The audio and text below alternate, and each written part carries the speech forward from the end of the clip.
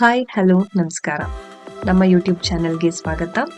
So ಯಾರೆಲ್ಲ ಹೊಸದಾಗಿ ನೋಡ್ತಾ ಇದ್ದೀರೋ ನಮ್ಮ ಯೂಟ್ಯೂಬ್ ಚಾನೆಲ್ಗೆ ಸಬ್ಸ್ಕ್ರೈಬ್ ಆಗೋದು ಮರಿಬೇಡಿ. ಇವತ್ತು ನಾವು ಒಂದು ಬೈಕ್ ರೈಡ್ಗೆ ಹೋಗ್ತಾ ಇದ್ದೀವಿ.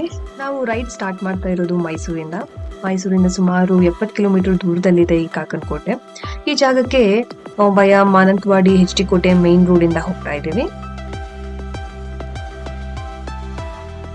Kakanakote Nagarahole wildlife forest ನ ಸರಹದ್ದಿಗೆ ಬರುತ್ತೆ. ನಾವು ಡಮ್ಮನ್ಕಟ್ಟೆ ಗೇಟ್ ಮುಖಾಂತರ ಹೋಗ್ತಾ ಇದೀವಿ. ಸೊ ಬನ್ನಿ ಕಾಕನಕೋಟೆ ಹೇಗಿರುತ್ತೆ ನೋಡ್ಕೊಂಡು ಬರೋಣ.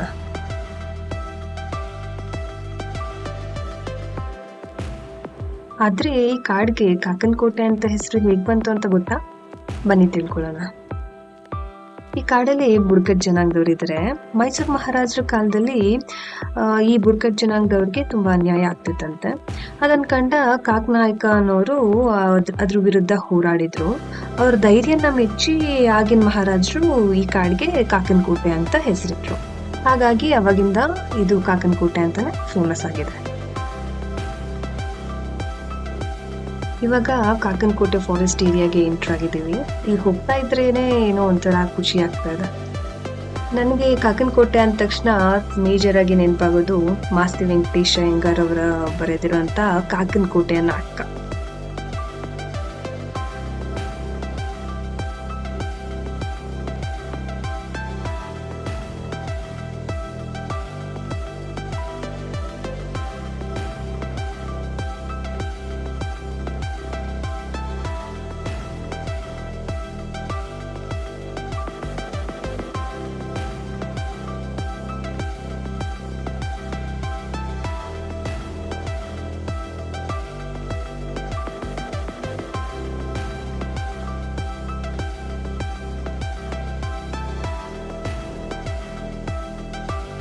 ಕಾಕನಕೋಟೆಲಿ ಸಫಾರಿ ಕೂಡ ಇದೆ.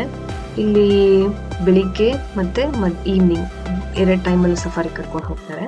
ಯೂಶಲಿ ಸೈಟಿಂಗ್ ಆಗ್ಬೇಕಂತ ಅಂದ್ರೆ ಮಾರ್ನಿಂಗ್ 6 to 8 ಮತ್ತೆ ಈವ್ನಿಂಗ್ 4:30 to 6:30 PM ಬ್ಯಾಚ್ನ ಪ್ರಿಫರ್ ಮಾಡ್ತಾರೆ. ಸಫಾರಿಗೆ ಮುಂಚಿತವಾಗ್ಲೇ ಬುಕ್ ಮಾಡ್ಕೊಂಡ್ರೆ ಒಳ್ಳೇದು. ಆನ್ಲೈನ್ ವೆಬ್ಸೈಟ್ನಲ್ಲೇ ಸಿಗುತ್ತೆ. ಯಾವ ಥರ ವೆಹಿಕಲ್ ಬೇಕು ಆ ಥರದ್ರಲ್ಲಿ ನಾವು ಬುಕ್ ಮಾಡ್ಕೋಬೋದು. ಆನ್ ಸ್ಪಾಟಲ್ಲಿ ಸ್ವಲ್ಪ ಕಮ್ಮಿ, ಸೊ ಬೆಟರ್ ಆನ್ಲೈನಲ್ಲಿ ಬುಕ್ ಮಾಡ್ಕೊಂಡು ಹೋಗೋದು. ಕಾಕನಕೋಟೆಲಿ ಬಲ್ಲೆ ಎಲಿಫೆಂಟ್ ಕ್ಯಾಂಪ್ ಕೂಡ ಇದೆ. ಆದರೆ ಇವಾಗ ಸದ್ಯಕ್ಕೆ ಇಲ್ಲಿ ಯಾವುದೇ ಆನೆಗಳಿಲ್ಲ. ಮೈಸೂರು ದಸರಾದಲ್ಲಿ ಅಂಬಾರಿ ಹೊರ್ತಿದ್ದಂಥ ಅರ್ಜುನ ಆನೆ ಕೂಡ ಇದ್ದಿದ್ದು ಇಲ್ಲೇ. ಅರ್ಜುನ ಅಂದು ಒಂದು ಸ್ಮಾರಕ ಕೂಡ ಮಾಡಿದ್ದಾರೆ. ಅದರದ್ದೊಂದು ಗ್ಲಿಮ್ಸ್ ನೋಡ್ಕೊಂಡು ಬರೋಣ ಬನ್ನಿ.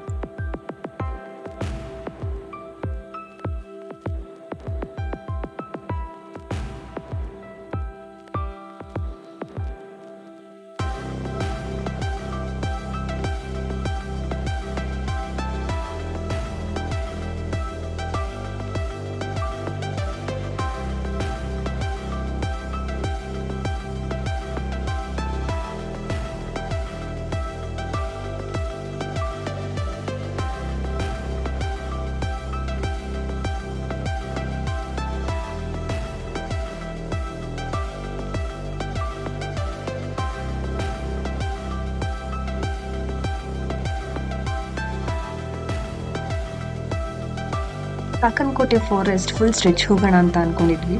ಆದರೆ ಕೇರಳ ಬಾರ್ಡರ್ ಎಂಟ್ರಿ ಆಗ್ತಿದ್ದಂಗೆ ರೋಡ್ ತುಂಬ ಹಾಳಾಗಿದೆ. ಆದ್ದರಿಂದ ನಾವು ಫುಲ್ ಸ್ಟ್ರೆಚ್ ಹೋಗೋಕ್ಕಾಗಲಿಲ್ಲ. ಇಲ್ಲಿ ಕಬಿನಿ ಬ್ಯಾಕ್ ವಾಟರ್ಸ್ ಜೊತೆ ಕಬಿನಿ ಡ್ಯಾಮ್ ಕೂಡ ಇದೆ. ಸೊ ಅಲ್ಲಿ ಕೂಡ ಹೋಗ್ಬಿಟ್ಟು ಬರ್ಬೋದು.